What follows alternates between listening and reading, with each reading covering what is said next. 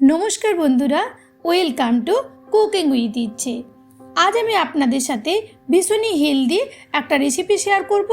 यदि रेसिपि भालो लागे ताहले प्लिज एक लाइक दीते भूलबेन ना, कमेंट करे जानाबेन जे रेसिपि केमन लागलो। तो हेल्दी रेसिपि बानानोर जोन्नो एखाने आमी 1.5 कप ओट्सের गुঁড়ো নিয়েছি। আমরা সবাই জানি ওটস ভীষণই হেলদি। এটার সাথে আরও একটা সুষম খাবার ডিম, একটা ডিম আমি এটার মধ্যে অ্যাড করলাম। আপনারা যদি ডিম না খান তাহলে এটার মধ্যে হাফ কাপ দই দিতে পারেন। আর তার সাথে আমি এটার মধ্যে ছোট কাপের হাফ কাপ জল দিলাম। একটু ভালো করে আমি মিশ্রণটা মিশিয়ে নেব। এখন আমি এই পর্যায়ে বেশি জল অ্যাড করছি না, একটু জল অ্যাড করে এটাকে আমি 10 মিনিটের জন্য ঢেকে রাখবো। If you don't understand my language then please on CC my all recipe have English and Hindi CC and enjoy my recipe in your own language। তারপর কতগুলো চপ করে রাখা ভেজিটেবল আমি নিয়ে নিয়েছি। গাজর, বাঁধাকপি, ব্রোকলি, 2 রকমের বেল পেপার, লঙ্কার কুচি আর নিয়েছি বিনসের কুচি। আপনারা যে কোনো ভেজিটেবল নিতে পারেন নিজেদের ইচ্ছে মতো। আর খানিকটা পেঁয়াজ কুচি আর ধনেপাতা কুচিও আমি নিয়েছি। দিয়ে দিলাম রোস্টেড গোটা জিরে কিছুটা, খুব ভালো এটাতে ফ্লেভারটা আনবে। আর আমি যে ভেজিটেবলগুলো চপ করে রেখেছিলাম সেটাও এখন এটার মধ্যে অ্যাড করে দেব। আমার চ্যানেলে যদি আপনি প্রথম দর্শক বন্ধু হন তাহলে প্লিজ ফুল ভিডিওটাকে ওয়াচ করে চ্যানেলটাকে সাবস্ক্রাইব করতে ভুলবেন না যেন।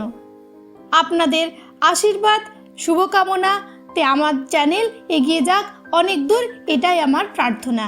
দিয়ে দিলাম আমি পরিমাণ মতন নুন আর সামান্য চিনি। আপনারা চিনিটা অ্যাভয়েডও করতে পারেন। এখন এটার মধ্যে আমি জল মিশিয়ে নিয়েছি কিছুটা, 1.5 কাপের মতো। আর তারপর আমি একটা ব্যাটার বানিয়ে নিচ্ছি। ভালো করে ব্যাটারটা বানাতে হবে যেমন নুন চিনি সব এটার সাথে মিশে যায়। এটার মধ্যে সমস্ত হেলদি জিনিস আমি দিলাম। গোটা জিরেও আমাদের কিন্তু ওয়েট কমাতে সাহায্য করে। এবার আমি এটাকে ঢেকে রাখবো 10 মিনিটের মতো। 10 মিনিট পরে দেখুন একেবারে পারফেক্ট হয়েছে আমাদের ব্যাটারটা।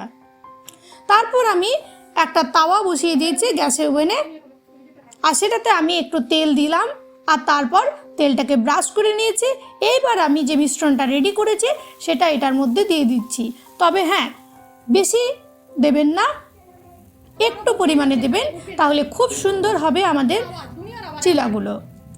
ওটসের চিলা খুবই খেতে ভালো আর ভীষণই হেলদি একটা রেসিপি।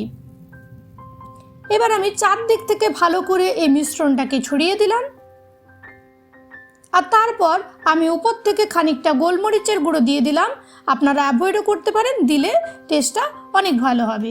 কম আঁচে 5 মিনিট ঢেকে রাখবো আমি। 5 মিনিট পরে ঢাকনা খুলে নিয়েছি, দেখুন নিজের থেকেই উঠে গেল।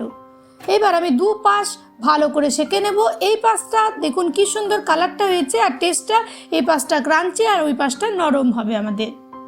এরকমভাবে 2 পাশ সেঁকে আমি এটাকে এখন তুলে রাখবো। তারপর অন্য আরেকটা চিলা সেমভাবে আমি বানিয়ে নিচ্ছি।